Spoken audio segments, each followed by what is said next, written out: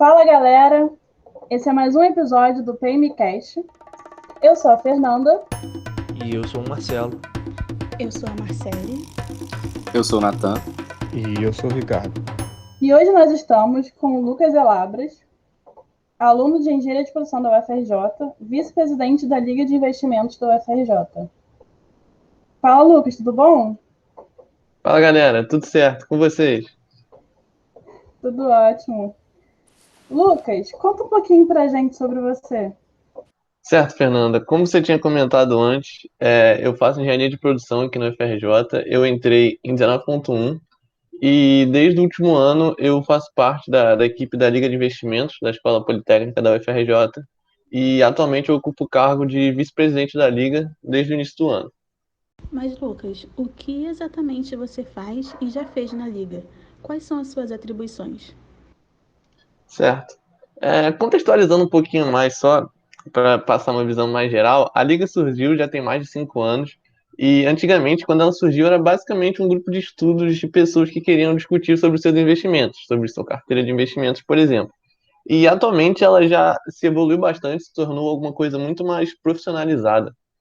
E basicamente hoje não é só essa questão de você discutir os seus investimentos, é mais um grupo de pessoas que busca trabalhar no mercado e se reúne e faz trabalhos com esse sentido para se capacitar cada vez mais. Falando mais do que eu faço na liga, né? Como eu disse, eu sou vice-presidente, então com isso tem muitas funções administrativas que cabem a mim e o resto do pessoal da gestão. Toda a questão de você alocar as pessoas, organizar as reuniões, entrar em contato com parcerias, passa diretamente pelo que eu faço. Mas a liga atualmente, ela também não é só nesse escopo, né?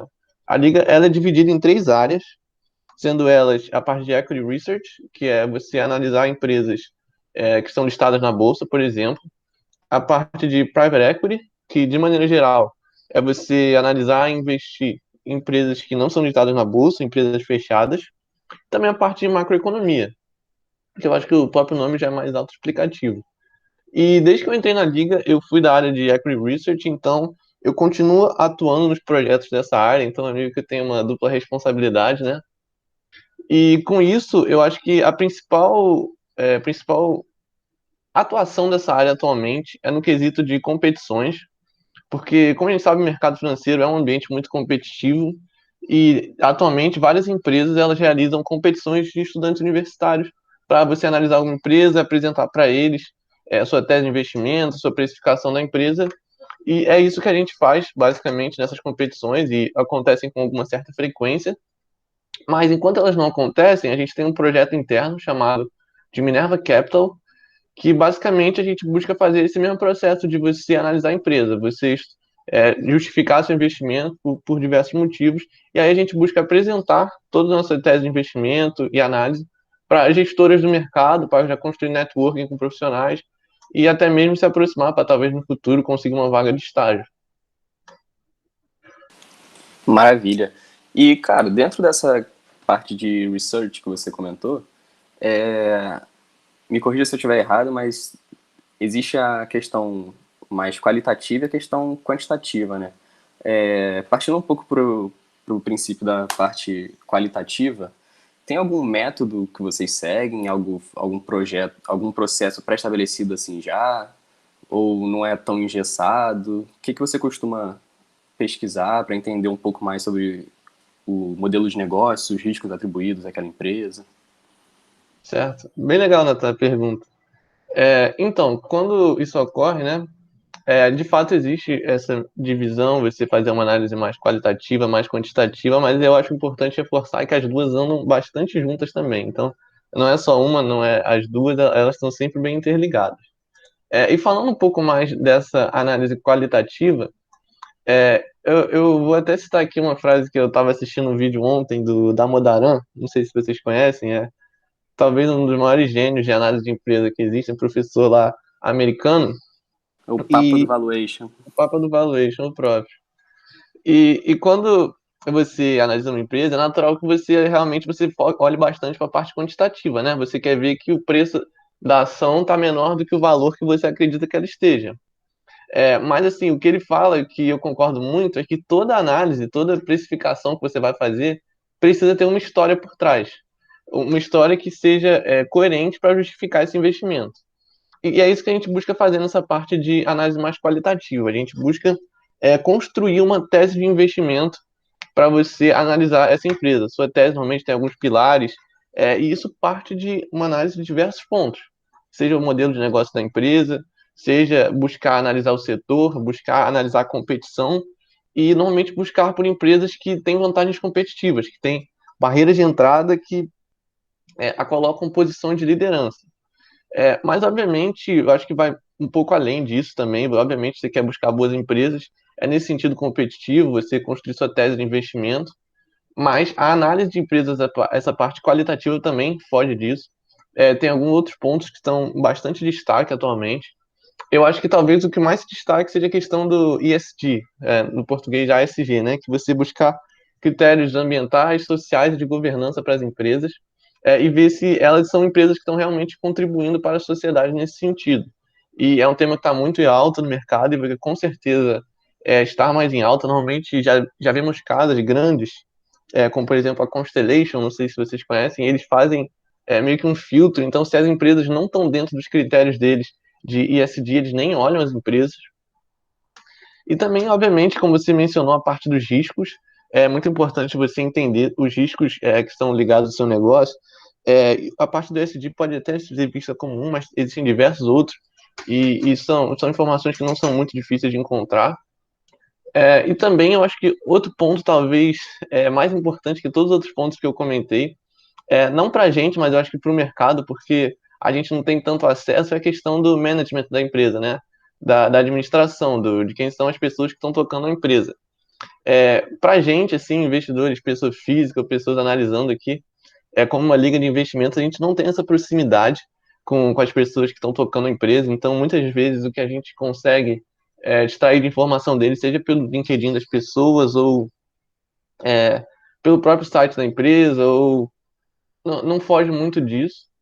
Mas quando você vê uma gestora, uma casa que analisa essas empresas, eles têm uma proximidade muito grande com o CEO da companhia, o CFO da companhia, e eles conseguem entender muito bem quem que está tocando esse negócio, as atribuições dessas pessoas, suas virtudes, suas fraquezas, e entender, porque muitas vezes eles têm a visão de que essas casas mais fundamentalistas, né, têm a visão de que mais importante até do que negócio são as pessoas que estão tocando esse negócio. Então, é um outro ponto aí de muita importância que a gente busca, na medida do possível, tentar olhar.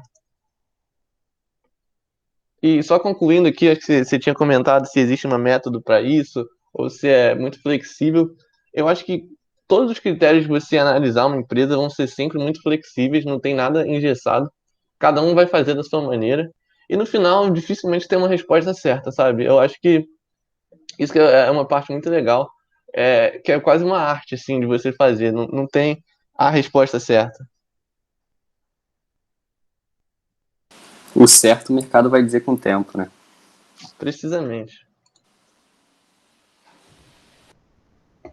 Lucas, quais as principais fontes de informação que você utiliza? Bom, para tentar analisar a empresa, a gente julga como importante tentar ler e ter acesso a tudo que é disponível sobre a empresa. Então, eu acho que o primeiro ponto, talvez o mais base e mais importante, seja a própria página da empresa, né? Você está analisando uma companhia, você pode jogar o nome dela e escrever RI, você vai achar a página dela de relação com investidores. E nessa página, a própria página por si só já tem várias informações de governança, de como funciona o modelo de negócio e vários outros detalhes. Mas também, se você for mais a fundo, você vai conseguir encontrar documentos lá que são muito interessantes. Eu acho que talvez o principal documento é o formulário de referência, normalmente está numa aba de documentos que são oferecidos à CVM. E esse formulário de referência ele é bem grande, na verdade. Pode chegar a 700, 800 páginas, dependendo da empresa. Já aproveita e deixa a dica aqui, se você for realmente ler um formulário de referência, os principais capítulos a se olhar são os capítulos 4, que fala bastante da parte de riscos relacionados à empresa, e o capítulo 7, que fala bastante do modelo de negócio, das vantagens da empresa, no próprio setor que a empresa está inserida. E, sinceramente, ele tem muita informação legal, muitos dados legais que podem ser usados para completar essa sua análise. Existe também, quando você está nessa página do RI da empresa, você pode acessar também os resultados mais recentes da empresa. Então, tem o documento de release, que é basicamente um resumo e com as opiniões da empresa sobre os resultados do último trimestre. Existe a apresentação dos resultados, e junto com essa apresentação vem a teleconferência dos resultados, que é bem legal você ouvir também, que é normalmente o CEO e o CFO da empresa analisando os resultados do último trimestre da empresa. E existe também o que eles chamam de TR e DFP, se eu não me engano, que é basicamente essas demonstrações financeiras bem mais detalhadas, explicadas por que a receita teve essa variação negativa. Aí, se você for lá, vai ter uma explicaçãozinha. Então, sempre que você estiver buscando algum maior detalhe nas variações financeiras, é sempre bem legal ler esse tipo de documento. E outro ponto bastante interessante, assim, como eu comentei, vale muito você analisar a competição, né? Então, nada te limita somente a olhar a empresa que você está investindo. É sempre importante você tentar buscar conhecer as empresas que são competidoras, entrar no site delas também. Tem bastante dado lá. E também, como você está competindo, vale você olhar uma perspectiva mais setorial também. Então, pesquisar por dados setoriais é super válido. Normalmente, o BNDES ele tem alguns dados setoriais bem interessantes nos relatórios. Existem também algumas associações setoriais. Então, por exemplo, eu tive que analisar, por exemplo, o setor de papel e celulose uma vez. E aí tinha uma associação brasileira de papel e celulose que tinha vários dados super úteis para a gente, que reforçou bastante a nossa análise, deu dados suficientes para a gente poder calcular, por exemplo, o market share do setor. E também não se limita a só isso. Eu acho que toda fonte de informação é válida. Então, por exemplo, quando a gente estava analisando umas empresas que são mais aproximadas de startup, por exemplo, a gente pesquisou podcasts que os CEOs, o CFO, os fundadores da empresa falavam. Então, a gente viu alguns podcasts da XP, aquele do Zero ao Topo, contando toda a história do negócio, que é super legal. Passa bastante também uma noção de você poder entender como é que funciona a cabeça do fundador da empresa, do CEO. E também sempre estar por dentro das notícias. Eu acho que isso é outro ponto fundamental, buscar todas as notícias relacionadas à empresa, buscar entender que momento que ela está passando na sua história. E, bom, acredito que esses sejam as principais, mas eu acho que vale reforçar que informação, obviamente sendo verdadeira, não sendo nenhuma fake news, é sempre válida. Então, qualquer fonte de informação mesmo que seja para agregar é super válido para reforçar aí a sua análise. Tá certo. Elabras, você tinha dito anteriormente que análise quantitativa e qualitativa não caminham de forma separada, né? Elas caminham juntas. Então, focando um pouco agora nesse lado quantitativo, o que você leva em consideração? Quais são os principais fatores que você considera para fazer a precificação de um investimento? Perfeito. Então, como eu falei, não existe uma maneira certa de você fazer. Cada um vai fazer da sua maneira. Então, tendo isso em mente, existem várias maneiras de você tentar precificar uma ação, né? E talvez a principal maneira, que é a que a gente mais usa aqui na Liga, talvez não a única, mas a principal, é o modelo do fluxo de caixa descontado. Então, você pode ter, que tem algumas variações, né? Pode ser o fluxo de caixa descontado para acionista, o fluxo de caixa descontado para a firma, mas de maneira bem geral, assim, parte de você fazer projeções a respeito do funcionamento, de como que a empresa vai estar suas demonstrações financeiras no futuro. E eu acho que esse é o ponto que bate bastante com a análise qualitativa. Como eu falei, eles não andam juntas e é importante que elas não andam separadas, elas andam juntas.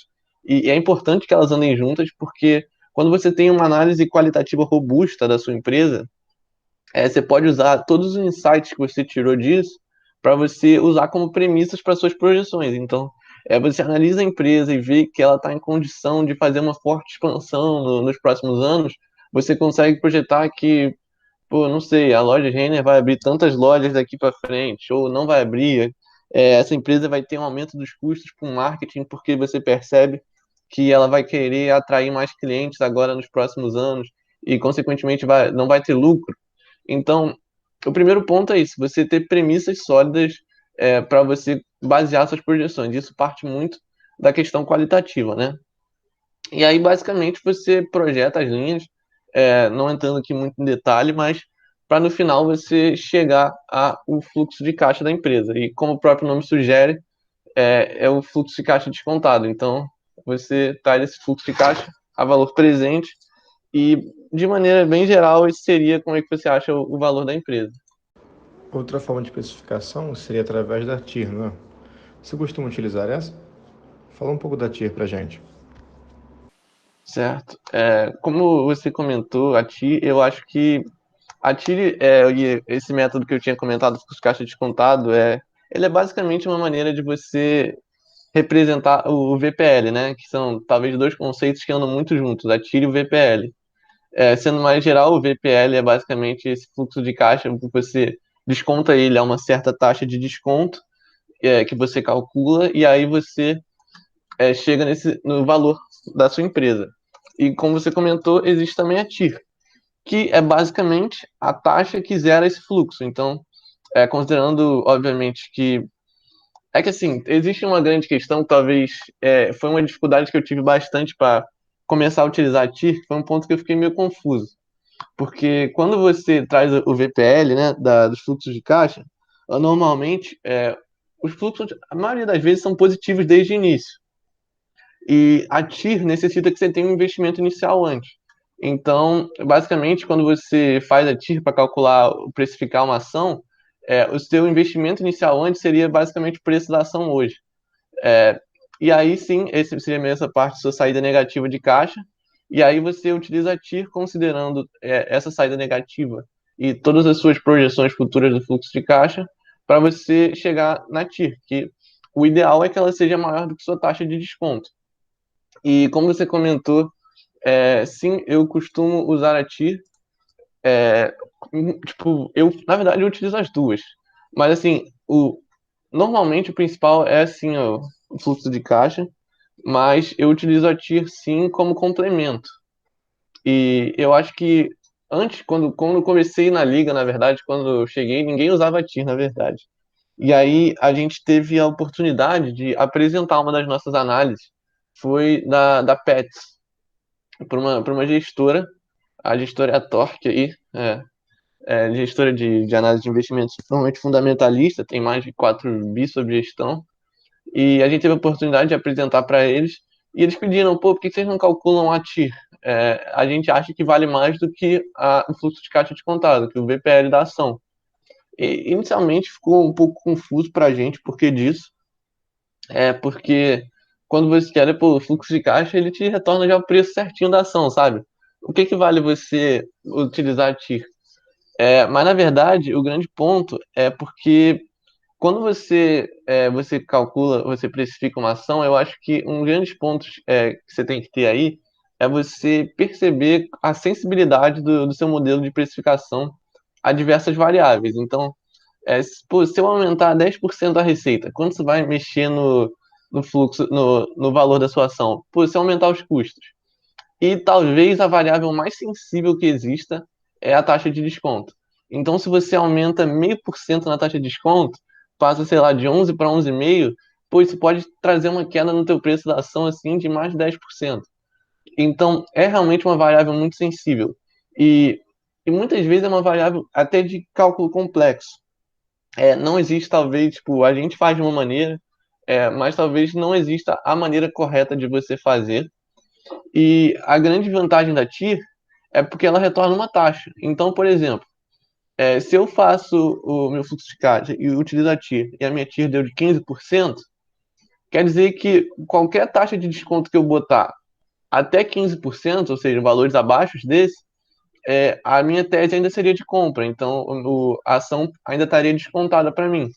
Então, a grande ponto da TIR é que ela te permite dar uma margem ali de você sensibilizar.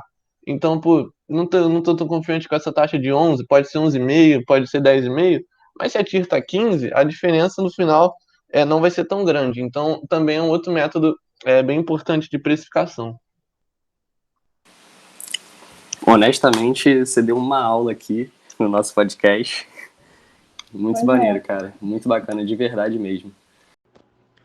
Então, dentro da liga, vocês formam alguma carteira, mesmo que teórica? E como são definidos os pesos de cada ativo dentro da carteira?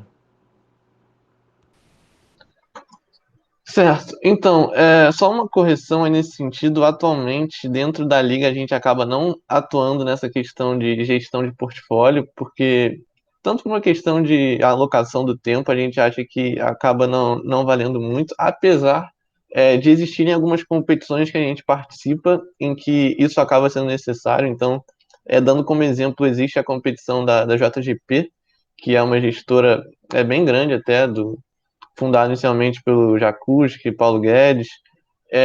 Atualmente Paulo Guedes não está mais, né? Mas ainda tem o Jacuski, e em que basicamente tem alguns ETFs americanos que são fundos de índice, então de vários setores, e aí você tem que ir montando a tua carteira semanalmente para você ver qual performa mais. E ano passado a gente ficou em terceiro nesse desafio. E também tem o desafio do Banco Safra, que eu acho que é um banco bem conhecido aqui, em que você faz uma alocação, mas aí já mais mirando renda fixa, juros futuros, um pouco só de ação, que também, mas essas são atuações principalmente do pessoal da área macro dentro da liga, não a área que eu atuo. Mas assim, eu acho que cabe assim a mim como investidor, eu acho que qualquer investidor deve saber isso. Eu acho que grande questão mesmo de você alocar ativos é você buscar diversificação, diversificar pô, entre os ativos. Então, você quer comprar uma ação, compre ação de setores diferentes, compre classes de ativos diferentes. Então, pô, busque fundo imobiliário, invista em renda fixa também, apesar de não estar rendendo muito agora, é sempre uma boa você ter essa segurança desse investimento. Busque investir fora do país também.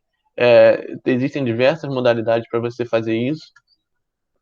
E também eu acho que cabe também cada pessoa estar por dentro dos riscos que está correndo. Então, se você busca analisar uma ação, você saber ter também a humildade de você reconhecer que muitas vezes você pode estar errado. E se você tiver certo também, pois se você parar para pensar, tem milhares de pessoas fazendo essa mesma análise que você. É impossível que todo mundo esteja certo. Então, reconhecer que tem a chance de você estar errado em algum critério e aceitar o erro, porque muitas vezes eu acho que essa é uma frase bem legal, acredito que foi o Peter Lynch ou o Charlie Munger que falou, não vou lembrar agora quem fala, mas é que muitas vezes a gente tem a mania de, pô, uma ação subiu, vou vender, a ação caiu, vou manter, porque às vezes vai subir de volta. Isso que a gente está fazendo é basicamente aparar as flores e manter as ervas daninhas, como ele fala, eu acho bem legal. E buscar continuar mantendo empresas vencedoras e buscar também uma margem de segurança nos seus investimentos. Então, saber que, reconhecer que sua análise pode estar um pouco fora, então se você tem uma margem de segurança ali de 20% no seu preço, pode ser o suficiente também para você não cometer nenhuma besteira. Mas eu acho que, de maneira geral, é nessa linha, sabe? Muito obrigada, Lucas, por essa aula. Agora é seu momento para deixar seu LinkedIn. Se você quiser também indicar algum livro para gente, pode ficar à vontade. Perfeito, Fernando. Primeiro, agradecer a oportunidade. Eu acho que foi muito legal para mim poder ter essa oportunidade de participar aqui com vocês. É, Deixo também o convite, que o processo da Liga ele está aberto, então vai ficar aberto até dia 10 de junho. Caso tenha algum ouvinte interessado em participar, fiquem super à vontade. Pô, meu LinkedIn é meu nome, Lucas Elabras, bem tranquilo de achar. Eu acho que não tem muitos outros Elabras por aí. Então, basicamente, também chamo para o convite de seguirem a conta da Liga no Instagram, no LinkedIn, Facebook. A gente está tentando postar bastante conteúdo lá recentemente. A respeito do livro, na verdade eu vou me estender aqui se eu puder recomendar mais de um livro. Primeiro, acho que uma questão de investimentos no geral, tem um livro que eu gosto bastante do Howard Marks, um grande investidor lá americano, que em inglês é o The Most Important Thing. Saiu versão agora em português, o mais importante para o investidor, com um prefácio do Breda. Pô, uma leitura super legal mesmo, falando mais um pouco como é que funciona a dinâmica dos mercados. Eu acho que vale a pena, vale a leitura. E podendo recomendar aí uma questão de a parte mais análise qualitativa que eu tinha comentado antes. É até um livro que a gente está lendo agora dentro da Liga, porque a gente está com um projeto de Clube do Livro, que a gente faz uma leitura cada 2 meses e aí discute, que também é um livro americano, é Competition Demystified, que é, em português, Competição Desmistificada, que visa você falar um pouco mais de como é que funciona a competição, o que são as barreiras de entrada, como é que funcionam. E é um livro que está ajudando bastante a gente nas nossas análises. Eu acho que pode ser uma ajuda boa também para quem quer se aprofundar nesse assunto. Então, novamente, eu agradeço. Fica aí um abraço a todos os ouvintes. E esse foi mais um episódio do PMcast. Muito obrigada, ouvintes. Obrigada, professor Ivo. E é isso. Tchau, galera.